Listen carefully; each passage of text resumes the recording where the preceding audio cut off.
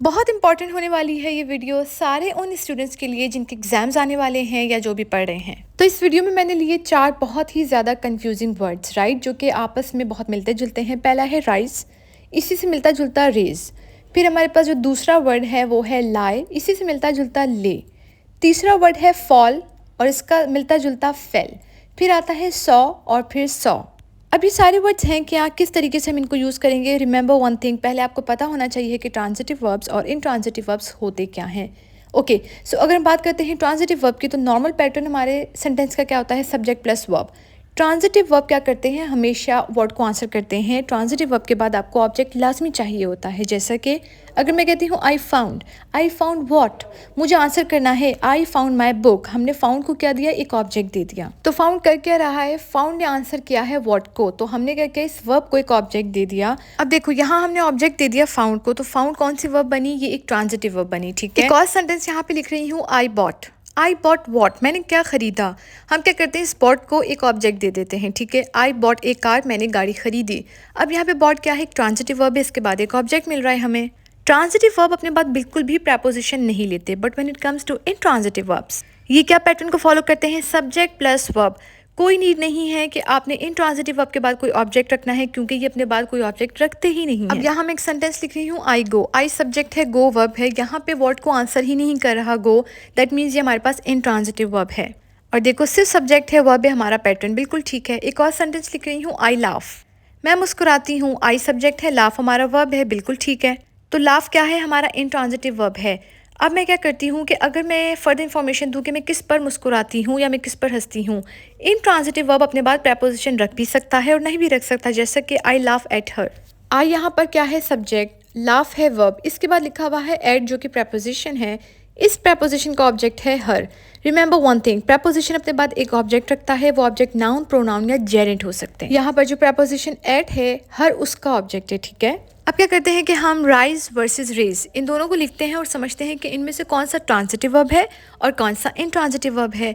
ये जो राइज है ना, ये इनट्रांजिटिव वर्ब की तरह काम करता है, दैट मीन्स इसको अपने बाद कोई ऑब्जेक्ट की नीड नहीं है। अब यहाँ मैं एक सेंटेंस लिख रही हूँ, the sun rises in the east.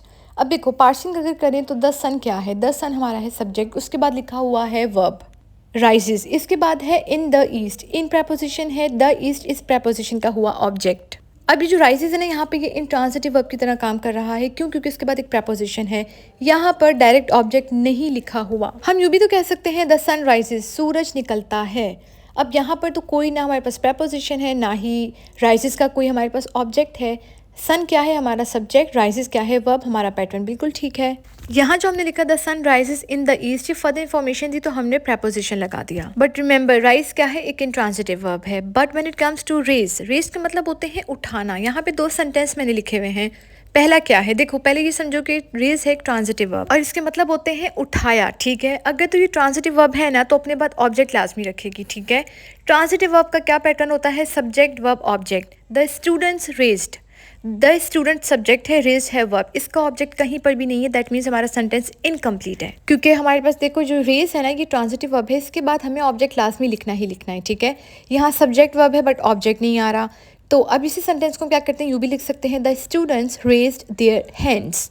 Students क्या है, सब्जेक्ट, रेज क्या है, वर्ब, इसके बाद लिखा हुआ है देयर हैंड्स, बच्चों ने उठाया। बच्चों ने क्या उठाया, व्हाट डिड दे रेज, बच्चों ने अपने हाथ उठाए। तो रेज्ड को हमने एक ऑब्जेक्ट दे दिया, देयर हैंड्स। ठीक है, तो यहाँ पर जो रेज्ड है वो क्या है, वो एक ट्रांजिटिव वर्ब की तरह काम करेगा, इसके बाद ऑब्जेक्ट लाजमी रखो। तो ये है हमारे पास राइज वर्सेस रेज। अब देखते हैं कुछ और कंफ्यूजिंग वर्ड्स। ओके, तो सेकंड हमारे पास है फॉल वर्सेस फेल। अब क्या करते हैं कि यहाँ पर ज़रा मैं लिख देती हूँ कुछ। हमारे पास ये दोनों वर्ब्स हैं। ठीक है, अब वर्ब का क्या सीन है, वर्ब की आपको फर्स्ट फॉर्म मिलती है, वर्ब की सेकंड फॉर्म मिलती है, वर्ब की थर्ड फॉर्म होती है। अब हमारे पास फॉल क्या है, वर्ब की फर्स्ट फॉर्म, इसकी सेकंड फॉर्म होती है फेल और इसकी थर्ड फॉर्म होती है फॉलन। ठीक है, फिर हमारे पास एक चीज़ जो जहन में रखनी है, इसका मतलब होता है गिरना, फॉल का मतलब होता है गिरना। फिर एक और वर्ड है दैट इज़ फेल, इसकी सेकंड फॉर्म होती है फेल्ड और थर्ड होती है फेल्ड, इसका मतलब होता है गिराना। तो गिरना गिराना इन दोनों में फ़र्क है। अभी जो फॉल है ना, ठीक है, जिसकी फॉल फेल फॉलन, ये क्या है, ये एक इनट्रांजिटिव वर्ब है। ठीक है, और when it comes to fell, fell क्या है, ये एक ट्रांजिटिव वर्ब है, इसके बाद तो लाजमी आपको ऑब्जेक्ट मिलेगा ही मिलेगा। कुछ एग्जाम्पल्स हैं यहाँ पर, आई फेल इन लव। अब आई क्या है, हमारा सब्जेक्ट, फेल क्या है, वर्ब की फॉर्म है ये। अब यहाँ की बात पता नहीं चल रही कि आई फेल इन लव, ये वर्ब की फर्स्ट फॉर्म है या वर्ब की सेकंड फॉर्म है। ठीक है, जो फॉल है इसकी सेकंड फॉर्म फेल होती है। अब रिमेंबर, फेल के बाद देखो कोई प्रपोजिशन है, बिल्कुल है, यहाँ पे इन प्रपोजिशन है, इसका ऑब्जेक्ट है लव। तो आई फेल इन लव, यहाँ पर ये वर्ब की सेकंड फॉर्म है, ये एक इंट्रांजिटिव वर्ब है, ये फॉल की सेकंड फॉर्म है। तो इसका मतलब ये हुआ ना कि मैं प्यार में गिरा, ना कि मैंने प्यार में गिराया। ठीक है, तो ये वाला फेल नहीं है, ये है फॉल की second form fail. Past simple का हमारा टेंस है। अब दूसरा सेंटेंस देखो, I have fallen of the horse. अब यहाँ पे बहुत सिंपल है, सब्जेक्ट हमारा आई है, हैव फॉलन वर्ब है। अब क्या हुआ जी, ये हमारे पास फॉल की third form fallen, of preposition है, ये जो है इसका ऑब्जेक्ट हो गया द हॉर्स। अब यहाँ पर फॉलन क्या है, ये एक इंट्रांजिटिव वर्ब है। ठीक है, क्यों? क्योंकि इसके बाद एक प्रपोजिशन है। ठीक है, and remember one thing, have, has, had के बाद हमें हमेशा वर्ब की थर्ड फॉर्म ही मिलती है, ये रही वर्ब की थर्ड फॉर्म। अब क्या करते हैं, एक और सेंटेंस देखते हैं। एक और हमारे पास सेंटेंस क्या है, शी फेल हिज ओपोनेंट।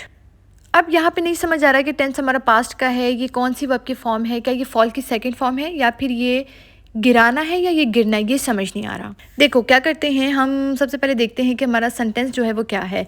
इसके बाद देखो फेल के बाद एक आपको ऑब्जेक्ट मिल रहा है, नाउन। ठीक है, हमें पता है कि जो भी हमारे पास वर्ब डायरेक्ट ऑब्जेक्ट लेता है वो ट्रांजिटिव वर्ब होता है, और इसका ट्रांजिटिव वर्ब ये मौजूद है। तो ये वर्ब की सेकंड फॉर्म तो नहीं है, ये हमारे पास ये वाला फेल है। और टेंस हमारा किसका है, ये है हमारा प्रेजेंट सिंपल का टेंस। बट छोटा सा एरर ये है कि सब्जेक्ट सिंगुलर है तो वर्ब को भी सिंगुलर करो। तो यहाँ होगा शी फेल्स हिज ओपोनेंट, वो अपने ओपोनेंट को गिराती है। फेल्स क्या है, एक ट्रांजिटिव वर्ब। तो इसके बाद आपको क्या मिल रहा है, आपको इसका डायरेक्ट ऑब्जेक्ट मिल रहा है। ठीक है, एक और सेंटेंस क्या है, they fell trees to provide space for grazing. They हमारा सब्जेक्ट है, फेल्ड है वर्ब। इसके बाद देखो तो डायरेक्ट ऑब्जेक्ट हमें मिल रहा है। तो यहाँ पर ये क्या हो गया, ये है फेल की सेकेंड फॉर्म फेल्ड, गिराना। ठीक है, वो गिराते हैं ट्रीज को कि वो ग्रेजिंग के लिए क्या कर सकें, स्पेस को प्रोवाइड कर सकें। तो ये हमारा क्या है, ये हमारा है एक ट्रांजिटिव वर्ब। तो जी ये थे हमारे कुछ कंफ्यूजिंग वर्ड्स। अब बात करते हैं अपने थर्ड वर्ड की, जो कि है लाई, लाई और ले। Okay, most of the students find this words difficult, but क्या करते हैं, इसको थोड़ा सा पढ़ लेते हैं। देखो लाई क्या है, लाई का मतलब होता है झूठ बोलना। ठीक है, ये वर्ब की फर्स्ट फॉर्म है। सेकेंड फॉर्म क्या होगी, सेकेंड फॉर्म होगी लाइट, थर्ड फॉर्म होगी लाइट। तो ये तो हो गया झूठ बोलना, इसको तो हम क्या करते हैं, इसको एक्सपेल कर देते हैं। फिर बच्चा लाई वर्सेस ले। लाई की क्या मतलब है, ये है वर्ब की फर्स्ट फॉर्म। इसकी जो वर्ब की सेकंड फॉर्म होती है वो होती है ले, और जो थर्ड फॉर्म होती है वो होती है लेन। फिर हम बात करते हैं ले की। ले फर्स्ट फॉर्म है, लेट सेकंड और लेट थर्ड। अब अगर हम बात करते हैं ना लाई की मतलब क्या होते हैं। देखो लाई के अगर हम देखें तो ये एक इंट्रांजिटिव वर्ब है, इसके बाद आपको कोई ऑब्जेक्ट नहीं मिलेगा। अगर हम बात करते हैं ले की या लेड और लेट की, ये क्या है, ये हमारे पास एक ट्रांजिटिव वर्ब है। दैट मीन्स ये अपने बाद एक ऑब्जेक्ट को लाजमी रखेंगे, बट लाई के बाद कोई ऑब्जेक्ट नहीं होगा। ओके, अब आपको पता होना चाहिए कि लाई और ले में फ़र्क क्या है। देखो लाई के क्या मतलब होते हैं, लाई इंट्रांजिटिव वर्ब है और इसके मतलब होते हैं to rest in a flat position. ठीक है, फ्लैट पोजिशन में रेस्ट करना, लेट जाना। When it comes to lay के क्या मतलब होते हैं, ले के मतलब होते हैं टू पुट समथिंग डाउन, किसी भी चीज़ को रखना, नीचे रखना या कहीं भी रखना। तो ये हमारे पास एक ट्रांजिटिव वर्ब है। कुछ एग्जांपल्स यहाँ पर मैं जोट डाउन कर रही हूँ। पहला सेंटेंस है we lay in the sunshine for hours. We हमारा सब्जेक्ट है, ले वर्ब की फॉर्म है। फिर उसके बाद हमें मिला एक प्रपोजिशन इन, और इन का ऑब्जेक्ट क्या है, द सनशाइन। अब हमें ये तो पता चल गया कि ले के बाद एक प्रपोजिशन है, और वो सारे वर्ब्स जो अपने बाद प्रपोजिशन लेते हैं वो ट्रांजिटिव वर्ब कभी भी नहीं होते। तो ले क्या है, यहाँ पर ले है एक इंट्रांजिटिव वर्ब, ये है हमारा पास्ट सिंपल का टेंस, राइट। तो लाई की सेकंड फॉर्म इस्तेमाल हो रही है V2, तो हमारा सेंटेंस है पास्ट सिंपल का, बिल्कुल ठीक है। तो लाई क्या है, लाई है हमारे पास एक इंट्रांजिटिव वर्ब। दूसरा सेंटेंस क्या है, he laid the book on the book shelf. उसने किताब रखी, ही सब्जेक्ट है, लेट क्या है, हमारे पास वर्ब की फॉर्म है। उसके बाद देखो तो डायरेक्ट ऑब्जेक्ट मिल रहा है द बुक, और हमें पता है जो भी हमारा वर्ब जो कि डायरेक्ट ऑब्जेक्ट रखता है उसको हम देते हैं नाम के वो ट्रांजिटिव वर्ब है। तो ये हमारे पास ले की सेकंड फॉर्म है लेट। हमारे पास जो ये टेंस है ये है पास्ट सिंपल का। ही ले his hand on my shoulder. अब नहीं पता कि ये ले जो है ये हमारे पास लाई की सेकंड फॉर्म है, ये नहीं पता चल रहा, ठीक है, या फिर हमारे पास ले है वर्ब की फर्स्ट फॉर्म। अब इसको थोड़ा सा देखते हैं, ही ले his hand on my shoulder. Okay, अब इसके बाद देखो तो हमें एक ऑब्जेक्ट मिल रहा है, वो रखा या वो रखता है, क्या रखा, अपने हाथ।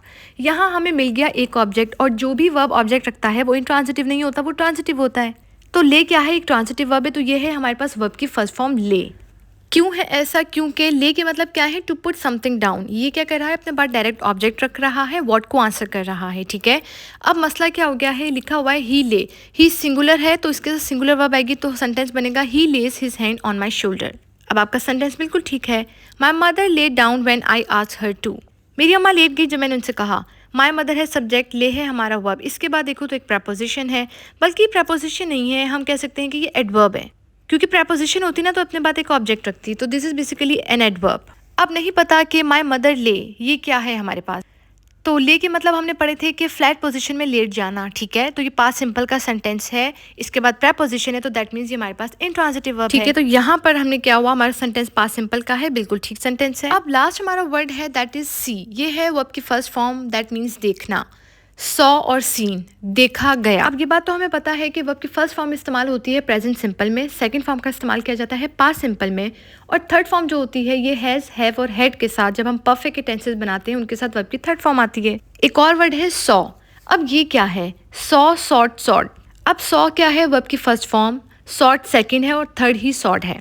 अब देखो सॉर्ट के मतलब होते हैं टू कट समथिंग, किसी चीज को काटना। अब सॉ एक नाउन भी होता है, तो उर्दू में सॉ को कहते हैं आरी। आरी से क्या करते हैं? हम कोई भी चीज काटते हैं। अब क्या करते हैं कि कुछ एग्जाम्पल्स देखते हैं जिनसे इन सब वर्ब्स को हम समझ लेते हैं। यहाँ पे कुछ सेंटेंसेस हैं। I saw my friend. Okay, I subject है, सॉ वर्ब है, इसके बाद लिखा हुआ है माई फ्रेंड जो कि ऑब्जेक्ट है, ठीक है।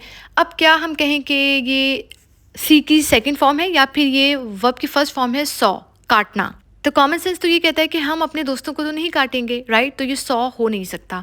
ये क्या है? देखना या देखा गया। ये है वर्ब की सेकंड फॉर्म, सी की सेकंड फॉर्म है सॉ, मैंने अपने दोस्तों को देखा। पास्ट सिंपल का हमारा टेंस है। दूसरा एग्जाम्पल है I saw a saw which couldn't saw. यहाँ फंस जाते हैं बच्चे। देखो आई सब्जेक्ट है, सॉ हमारा है एक वर्ब, ठीक है। मैंने देखा, राइट। आ सॉ, मैंने क्या देखा? एक सॉ देखा। आ आर्टिकल है, इसके बाद तो कोई नाउन ही मिलेगा हमें, क्योंकि आर्टिकल नाउन के लिए आता है। तो मैंने अभी बताया था कि एक सॉ होता है जिसके मतलब होते हैं आरी, ठीक है। तो यहाँ का जो सॉ है ना वो एक नाउन है, राइट। सॉ, आरी, मैंने देखी एक आरी। अब इसको मॉडिफाई कर रहा है, एक हमने रखा हुआ है रिलेटिव प्रोनाउन विच, ठीक है। तो विच क्या है? एक रिलेटिव प्रोनाउन जो इस आरी के बारे में बता रहा है। विच कुडंट सॉ, जो कि सॉ नहीं कर सकी, देख नहीं सकी, नहीं, जो कि काट नहीं सकी। सॉ के मतलब क्या होते हैं? कोई चीज़ कट करना। तो रिमेंबर जो मॉडल वर्ब्स होते हैं जैसे कि कैन, कुड, माइट, वुड, ये वर्ब की फर्स्ट फॉर्म लेते हैं। ऐसे ही कुडंट के बाद हमें मिली वर्ब की फर्स्ट फॉर्म जिसके मतलब होते हैं काटना। पास्ट सिंपल का हमारा ये वाला सेंटेंस है। देखो सेंटेंस क्या था? I saw a saw which couldn't saw. मैंने एक आरी देखी जो कि काट नहीं सकी। यहाँ पर 3 बार सॉ वर्ड इस्तेमाल हुआ है जिनके अपनी ही अलग अलग मीनिंग है। अब एक और सेंटेंस देखो क्या लिखा हुआ है, आई सॉट द सॉ। अब यहाँ जो हमारे पास सॉट लिखा हुआ है ना, ये क्या है? सॉ वर्ब की सेकंड फॉर्म है ये, ठीक है। मैंने काटा, मैंने क्या काटा? मैंने आरी को काटा। आई सॉट द सॉ। दा क्या है? दा एक आर्टिकल है और आर्टिकल नाउन के लिए आता है। तो हमारा सेंटेंस क्या बना? आई सॉट द सॉ, मैंने क्या किया? आरी को काटा। तो इस वीडियो में मैंने डिस्कस किए कुछ बहुत इंपॉर्टेंट कंफ्यूजिंग वर्ड जो एग्जाम पर्पस के लिए भी इंपॉर्टेंट थे। आपने इनकी प्रैक्टिस करनी है ताकि आपको जो कंफ्यूजन है वो दूर हो सके, ठीक है। आई रियली होप कि आपको वीडियो बहुत अच्छी लगी होगी। वीडियो अच्छी लगी है तो प्लीज़ चैनल को करें like, share and subscribe. Till then take care.